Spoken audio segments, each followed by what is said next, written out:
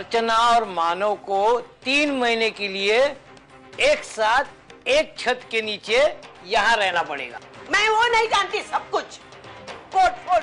हाँ, मैं इतना जानती हूँ कि वो लड़की मेरे घर में नहीं आए, बस। सविता, कोर्ट की मर्जी के आगे तेरी मेरी नहीं चलती।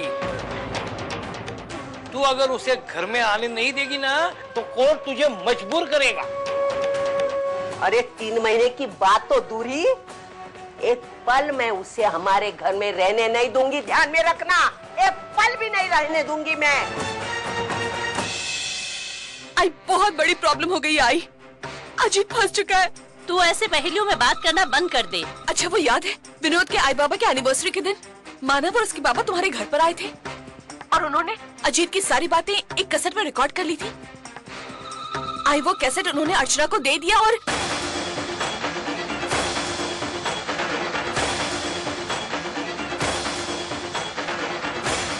मंजू, तुझे इसे झुठलाना होगा। मतलब तुझे आखिर तक इनकार करना होगा कि जो कुछ अर्चना के साथ हुआ है उसके जिम्मेदार अजीत है। लेकिन आई, उस कैसेट में अजीत की आवाज है। आवाज का क्या है मंजू, उसे झूठा साबित करने में हमें देर नहीं लगेगी। और एक बहुत जरूरी बात है, वो जो कैसेट है ना, वो तू हासिल कर ले और उसे डिस्ट्रॉय कर दे। ठीक है आई।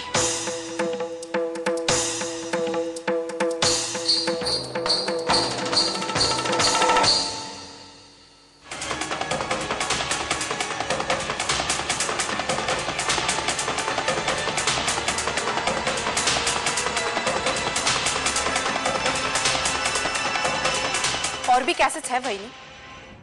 चाहिए?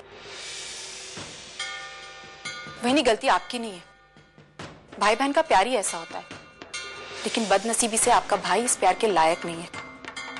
अर्चू, मैं जानती थी कि आप अपने भाई को बचाने की पूरी कोशिश करेंगे, इसीलिए वर्षा से कहकर मैंने इस कैसेट की और कॉपीज करवा ली थी। दूं?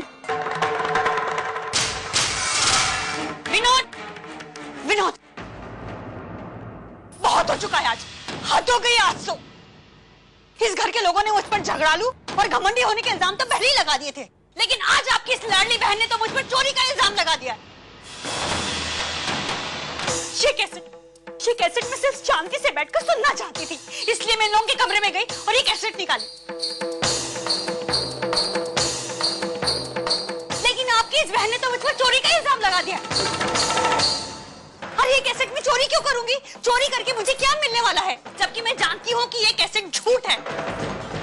जरूर अजीत के खिलाफ कोई ना कोई साजिश हुई है। इस कैसेट में जो आवाज है उसे सुनने के बाद तुम ऐसा स्टेटमेंट कैसे दे सकती हो? अरे आवाज का क्या है विनोद, किसी की भी आवाज की नकल आजकल की जा सकती है और अजीत के साथ भी ऐसा ही हुआ है। विनोद, अजीत एक समझदार, पढ़ा लिखा और संस्कारी लड़का है। मानव की तरह 10वीं पास नहीं है वो। पढ़ा लिखा होना और संस्कारी होना, इन दो चीजों में बहुत फर्क होता है वहीनी। अनपढ़ इंसानों के बीच घूमने वाले ऐसे कई पढ़े लिखे हैवानों को दिखा सकती हूँ मैं आपको। विनोद, हद हो गई है इस लड़की की।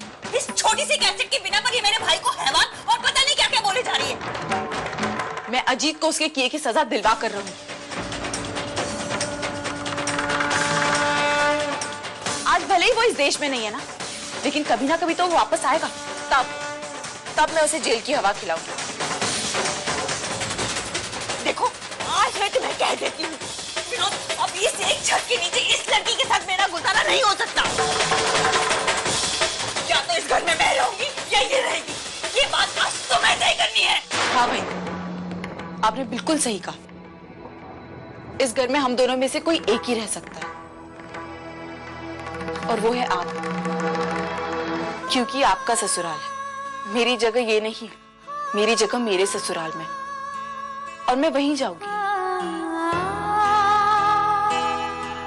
मैं जहां कहीं भी रहूं, मैं अजीत को उसके किए की सजा दिलवा कर रहूंगी।